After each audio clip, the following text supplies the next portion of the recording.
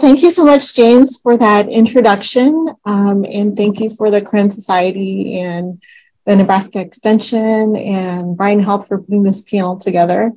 I'm grateful for the opportunity just to talk with you more about Asian American health in Nebraska. I know we're on a strict time schedule, so I'll try to keep on time. We're going to look a little bit more in depth about cultural and clinical issues in the care of Asian patients. This is our outline for today. So we'll go through language difficulties, socioeconomic status, health beliefs and practices, diseases that are more common in Asians, mental health, and primary care. And Anthony, in his previous presentation, touched on some of these already. So just to summarize some of what Anthony said, Asians in the U.S. are one of the fastest growing minorities. They make up 7% of the U.S. population. So that's about 22 million currently in the U.S. And they're expected to reach 46 million by 2060. And if you saw on Anthony's graphs, those bar graphs jumped up pretty high. And if you look at other graphs, you could see that the graph kind of goes up like this for Asian growth in the U.S. So it's a very heterogeneous population that's diverse in culture and languages. About 97% of Asians are made up of 19 different groups. These you can see on the screen. And 85% of Asian Americans are from 6 origin groups. So mostly Chinese, Indian, Filipino, Vietnamese, Korean, and Japanese. So challenges commonly encountered with Asian patients include language barriers, low health literacy, a low socioeconomic status, and traditional health beliefs and practices. So we just have to recall that, our own culture or our westernized medicine itself is its own, has its own culture, and it may not be congruent with those of the patients that we see. A lot of Western medicine is based on biological science and evidence-based medicine. In other countries, it's interpreted a little bit differently in what is health and what is illness. So if I ask my medical students, what is a seizure? Most of them will tell me, a seizure is abnormal bursts of electrical activity in the brain. For someone that's from a different part of the world, if you ask them what a seizure is, they actually may not know what a seizure is. It may be known as just shaking or convulsions, and they may explain it as, maybe like an imbalance of yin and yang, or an imbalance of hot and cold, or an imbalance of one of the 4 humors, or it may be a curse that's put on a patient, or in some cultures, it's explained as the spirit has left the body. So just keep in mind, the context of where the patient is from and the individual patient's social and historical situation. So some of our Asian patients may have been exposed to Western medicine in their native country. Some may have resided here in the U.S. a little bit longer and may be more accustomed to the health practices in this country, and some may have had little exposure and are not very familiar at all with healthcare practices here. Just a little more in depth about language difficulties. So there's a lot of variation in English ability among Asians. Anthony kind of presented a little bit on this, but it depends on what country they're from. Some countries, people may learn English as a second language. It depends on when they immigrated. Even people who have been here for a long time and have lived here for a long time, they may not be able to read and write in English. They may be able to converse in English, but not be able to read and write. And depending on what their education was back home, they may have had very limited education. So they may even be illiterate in their own native language. So they may be able to speak their own language, but not be able to read and write in their own language. Language barriers make it difficult for patients to make appointments, register, and follow instructions. And that's enough of a barrier that a lot of patients don't even show up in the office. And just think of complexities and nuances in language, for physicians or providers, even when we're seeing an English-speaking patient, and they present with lightheadedness or dizziness or numbness or tingling or feeling faint. Some of those words have different meanings, and we're always even trying to pin our own patients down on, well, what do you mean by you feel dizzy, or what do you mean you feel lightheaded? And some of those may not translate as easily across across languages. So this may result in inaccurate diagnoses or suboptimal treatments. Family, friends, and ad hoc interpreters may possibly add or omit or substitute when translating. So I've had many patients who've come in and they decline the interpreter, and they'll just use their friend or their family as interpreters.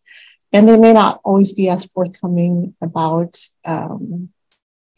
what they're there in the office for, because in the presence of a family member or a friend. It can be problematic with patient confidentiality. So sometimes they're afraid that things might not stay confidential if they talk to an interpreter, and have a fear of maybe that interpreter talks to other people in their small, tight-knit community.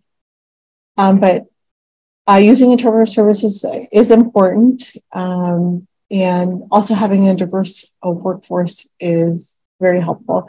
They can help with a lot of cultural nuances and when we're seeing patients. Let's look at health literacy. So health literacy varies across Asian groups, but in general tends to be low, just as Anthony presented. And it's not simply the ability to read health literature, but also to understand the content and the context of specific health situations.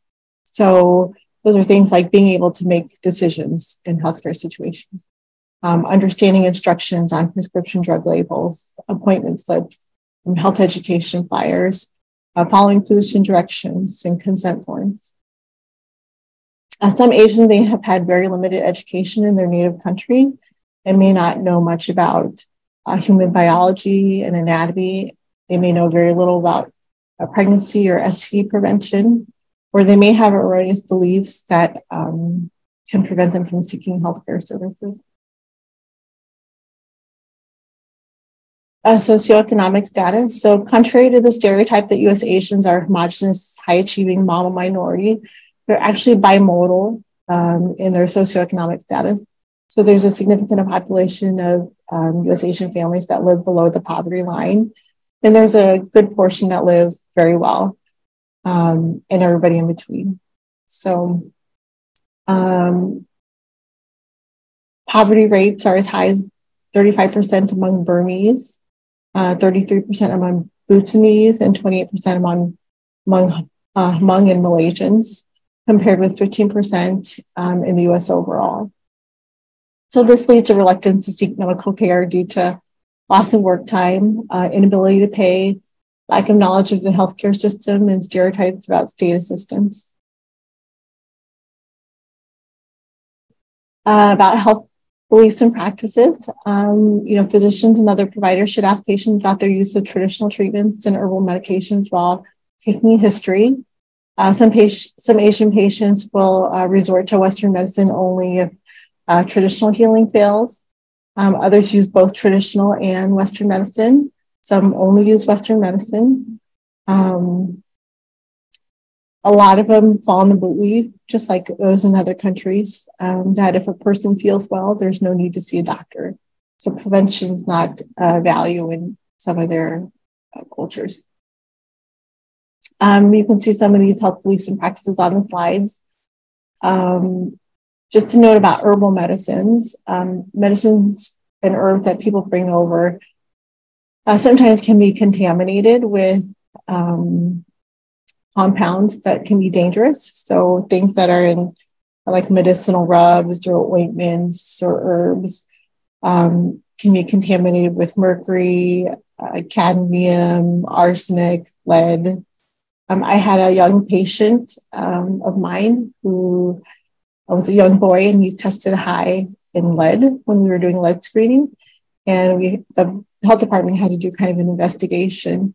And they found that the source of the high lead levels was actually from some spices that they obtained from overseas. So some of these are just taken, across the border, just, from travel. And, back in a different country, they may not have as strict regulations. They may have been grown in a polluted soil or polluted water. These are some diseases that are more common in Asians. They kind of touched on this, but lactose intolerance is a big one. About 75 to 90% of Asians are lactose intolerant.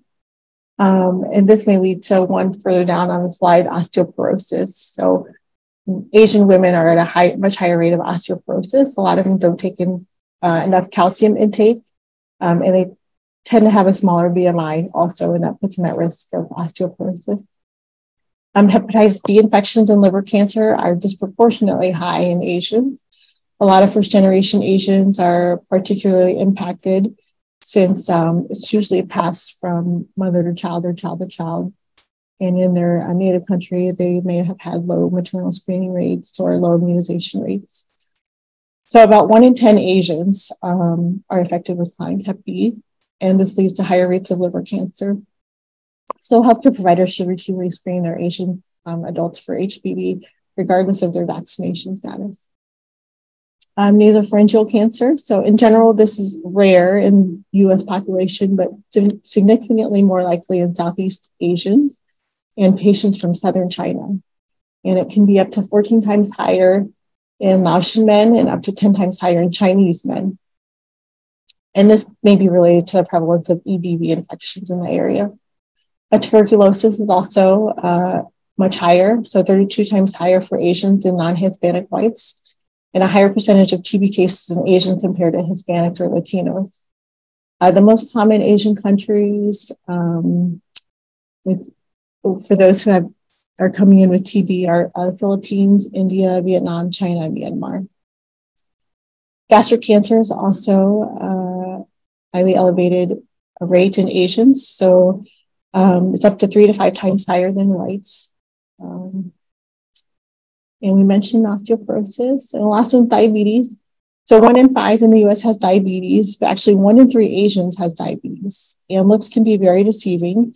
So even though Asians may appear to be overall maybe less overweight, they may actually have a higher visceral fat content inside their body. So that's fat around their organs, around their liver, around their stomach, intestines, and this contributes to higher diabetes risk.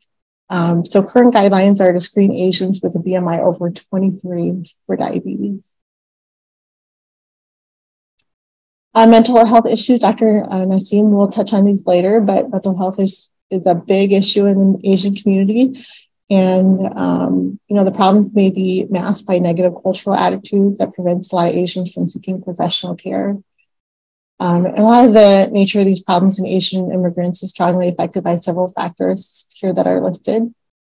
So a lot of them may experience trauma in their pre-arrival, before they come here in their country, whether it's violence or conflict or environmental disaster. There's stress and trauma during their migration on their journey over. And then there's stress when they come here in their country of refuge. So they experience stress and shock from acculturation, discrimination, separation from other family members, language barriers, and unsatisfactory employment. In primary care, these are just a couple slides on screening rates for cancer. So in comparison to whites, Asian Americans have lower screening rates in cervical cancer, breast cancer, and colorectal cancer. A lot of these can be explained by things that we kind of mentioned before, language barriers, not being able to take time off work, not being able to navigate the health system.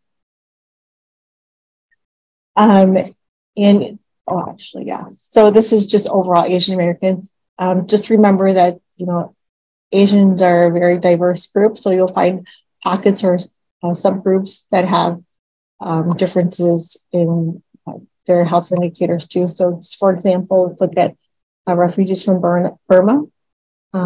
So they have much lower percentages of health behaviors, going to see a dentist, getting a flu shot, having a checkup, etc. And then for health indicators of Korean women, for example, we have a lot of Korean refugees here in Nebraska. Their Pap tests and mammogram rates are very low. They're about 26%.